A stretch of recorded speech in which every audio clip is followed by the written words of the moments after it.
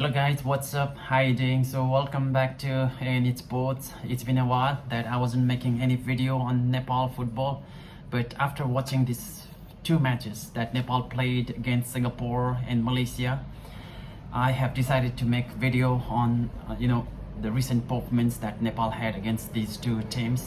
First of all, I would like to talk about the Singapore match, which we played in Singapore against their home fans. You look the ranking, Singapore is at 160, whereas Nepal is at 175. So it's clear 15 points advantage for them, yeah. But again, in football, it's not that much of a difference when teams are at a difference of like 15, 20, or even 25 points, because we have seen in the World Cup Saudi Arabia beating Argentina despite having that huge gap between their points.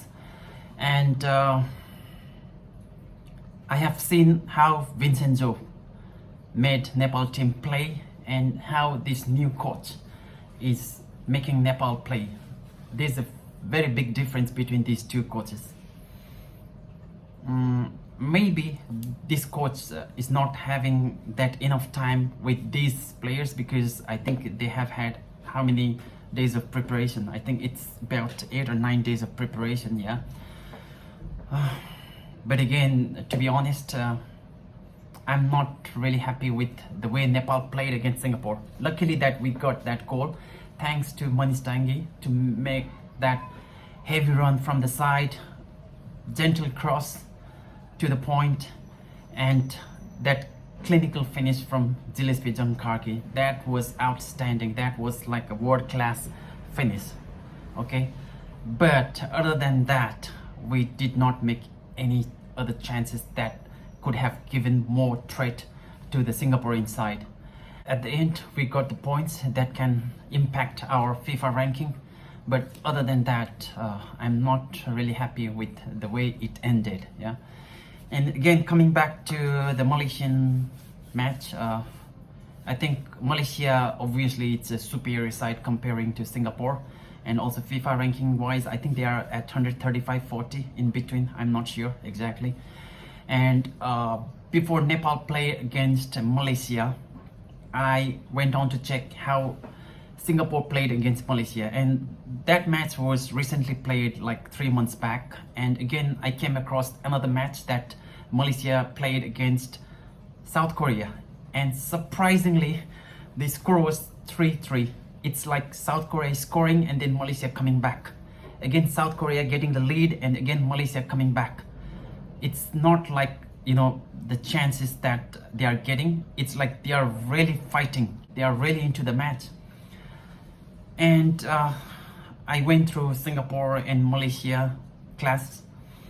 Again, it was, I would say, 62 to 38. 62 for Malaysia and 38 for Singapore. But still, Singapore was creating chance, despite they playing in Malaysia at their own backyard. Singapore were able to make some few threats to the Malaysian sides. And having watched this match, I had this belief that maybe Nepal could draw some threat to the Malaysian side also, but it was huge chaotic scene going out there when Nepal played against Malaysia. Man, it was like we did not have any game plan. We did not have any plan to attack. It was all defense. It was all 10 or 11 players on our sides. So what we had seen on that particular match was the entire football was played only in one half, and that half was in Nepal's half. It's like 90% of the football was played on that half. We're just defending, defend. That's it. I think if it was Bangladesh playing against Malaysia on that particular day, I'm sure Bangladesh would have created 1 or 2 chances on the run. But we had no such plan, we had no such execution. There was no such intent also, to be honest, yeah.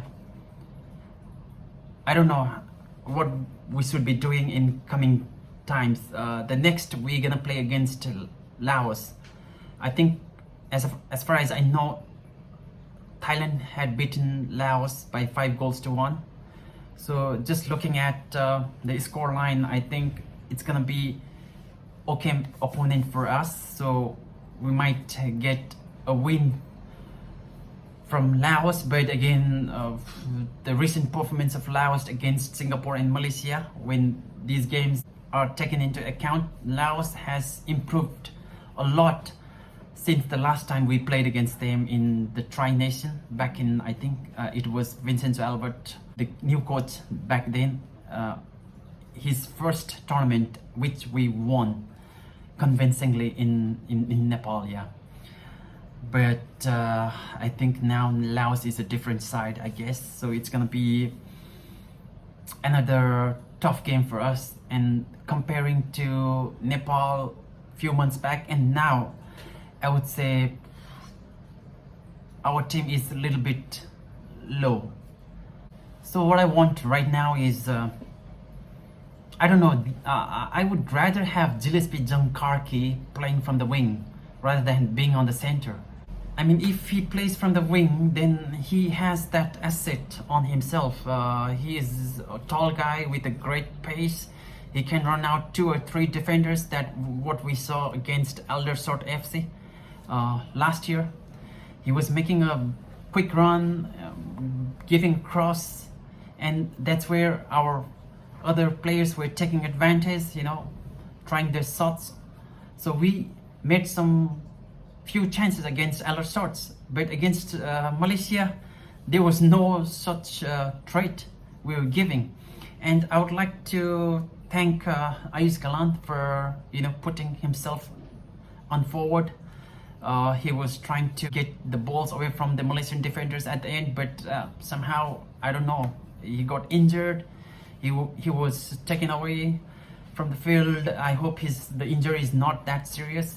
Let's hope for that. And I have nothing to say. It's just my perception.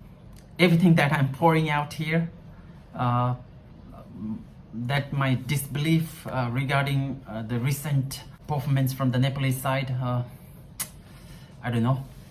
So what do you guys think? How Nepal should be playing?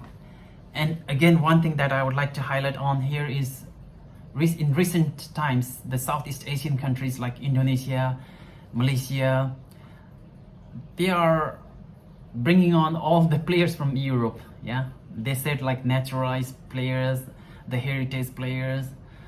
But what about the local players? You know, that comprise like 90% of the playing team in your local league. I don't know. You know, all the players when they play, the first thing that comes into their mind is to represent their country at certain level. But when the FA decides to bring in more players from Europe, they all look into only European league. Then what's going to happen to your own players back home? They are playing in your league. You know, you are just leaving them out. In the long run, I don't think this is going to be any beneficial for, you know, the team to improve at international level, because you need to have your homegrown player, you need to have your own locally breed, you know, the player that were born in the country. You have to groom these players. That's what I feel. Yeah, I see the Indonesian team, I hardly recognize like which team are playing. The Australia against Indonesia, I hardly recognize like which team is Australia and which team is Indonesia. After all that, I see the jersey color and then I was able to distinguish. Otherwise, you know, come on, man. We need to really check out with FIFA. Now, you know, Sri Lanka also have 7 or 8 players from overseas. Back then, what we used to see and what now we are seeing is totally different Sri Lankan side, yeah. But in the long run, I think it's not gonna do anything beneficial for the respective countries. And it's gonna be like, you know, football is only a game for the European players. Yeah, we don't get to see any Asian players playing for Asian teams. It's gonna be like, you know, like there's a perception on people's mind that when you talk about cricket, and you know, randomly when you ask people, have you seen cricket, you know anything about cricket, and they comes out with answers like, oh, that's an Indian game, oh, that's, yeah, the Indian and Pakistani plays. And that has happened in UAE, in Saudi Arabia, in Oman, even in Singapore, Malaysia. You see all Indian and Pakistani background people. In Hong Kong, the 90% of the players are either Indian or Pakistan, right? So this has become the Indian and Pakistani people's game, cricket. So in the long run, I wouldn't be surprised, like, if someone talk about football, oh, that's a European game. Yeah, the European players play, the white people play. This is happening in Asia right now, in Southeast Asia mainly. So FIFA has to do something regarding this thing, yeah? So this is what my point of view. And let's see how Nepal is gonna play. The Nepal Super League is coming next. So we're gonna make some videos later on. If, you know, I feel like making. This has to be something that really needs to ignite me. So I'm gonna watch Nepal Super League. So let's see how things will turn up. Anyway, thank you for watching the video, and hope to see you on next video. Thank you guys.